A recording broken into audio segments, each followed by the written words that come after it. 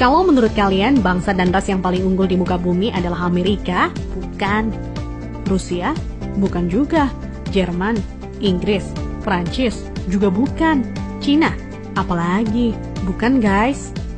Menurut ahli DNA dari Oxford University, Stephen Oppenheimer, pada acara bedah bukunya berjudul Eden in the East, Surga di Timur, bahwa induk peradaban manusia modern bukan berasal dari Mesir, bukan dari Mediterania, dan tidak juga dari Mesopotamia, bukan pula dari Barat apalagi Cina, tetapi peradaban manusia modern justru dari Indonesia. Iya guys, bangsa ini merupakan pewaris tunggal kejayaan bangsa-bangsa besar di masa lalu.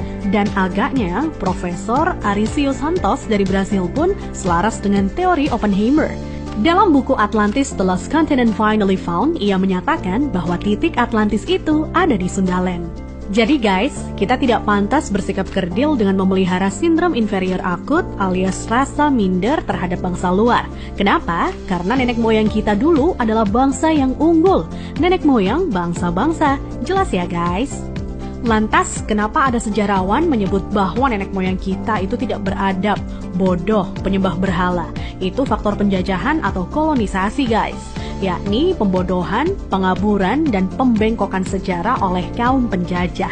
Menurut Juri Lina dalam buku Architect of Deception, Secret of Freemasonry, ada 3 cara melemahkan dan menjajah suatu negeri. Pertama, kaburkan sejarahnya. Kedua, hancurkan bukti-bukti sejarah bangsa itu hingga tidak bisa lagi diteliti dan dibuktikan kebenarannya. 3, putuskan hubungan mereka dengan para leluhur dengan mengatakan bahwa leluhur itu bodoh dan primitif. Guys, sejarah Nusantara ini dibikin oleh kaum penjajah seolah-olah hanya dimulai dari era kemerdekaan atau paling jauh di era Raja-Raja Nusantara dulu versi penjajah. Tahu nggak sih guys, ribuan tahun lalu Nusantara terbagi dalam 3 era loh. Era pertama disebut era Wangsa Keling. Wangsa artinya bangsa, sedang Keling artinya kuat. Jadi Wangsa Keling maksudnya adalah bangsa yang kuat. Konon di era ini, leluhur kita berekspansi hingga Kamboja, Vietnam atau Indochina, Thailand, Burma, Sri Lanka, India, sampai ke Madagaskar.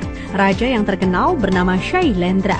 Tulisan yang dipakai adalah huruf Talawa, di mana modelnya menyerupai huruf Mesir kuno dan Israel. Pusat pemerintahan di sekitar Jogja sampai ke wilayah Dieng. Maka ketika Israel mengklaim masih keturunan Moria, maksudnya adalah Gunung Muria di Dieng guys. Dieng artinya penguasa, kemudian bergeser menjadi Dahnyang atau Dayang, artinya juga penguasa. Setelah Wangsa Keling menghilang, ditengarai munculnya situs Dieng maupun Candi Borobudur. Nah, habisnya era Wangsa Keling ditandai dengan bangunan Bako atau Baki, yang artinya kuburan atau berakhir, dan ditandai dengan berdirinya Candi Boko atau Bako. Era selanjutnya adalah era Medang Kamulyan. Medang artinya kemajuan dan Kamulyan artinya kemuliaan atau kejayaan. Bahwa Medang Kamulyan zaman kemajuan terutama bidang keagamaan. Agama lebih dititik beratkan dalam sistem pendidikan terpadu mulai dari lingkup kecil hingga besar. Rajanya yang terkenal adalah Ratu Boko. Di era itu merupakan cikal bakal munculnya huruf Sangsekerta yang dikenal oleh Aji Saka. Aji artinya sesuatu yang dihormati, dan Saka artinya penyangga, caga, atau tiang. Nah, tiang jika bergeser ke Cina menjadi Tian atau Tuhan. Jadi guys, Aji Saka artinya sesuatu yang dihormati karena Tuhannya, atau segala sesuatu yang mengacu pada Tuhan yang sangat dihormati. Kemudian huruf-huruf tadi akhirnya menjadi bahasa Sangsekerta. Jadi guys, Sangsekerta itu asli berasal dari bumi Nusantara atau Indonesia, bukan dari India. Kenapa? Di India tidak ada kata-kata sang. Jika berbasis kata sang, justru lebih dekat ke Cina. Contohnya Chiang Kai-shek, di mana Chiang oleh bangsa Cina dibaca sang. Jadi guys, sang itu berasal dari bahasa asli Indonesia tempo dulu, yakni bahasa Saka. Huruf yang dipakai di era Ratu Boko adalah Sangsekerta. Iya, kerta artinya 4, sedang sang asal kata wangsa atau bangsa. Jadi, Sangsekerta itu 4 bangsa yang meliputi antara lain, pertama, bangsa Qin yang meliputi bangsa Cina sendiri, Vietnam, Laos, dan Kamboja.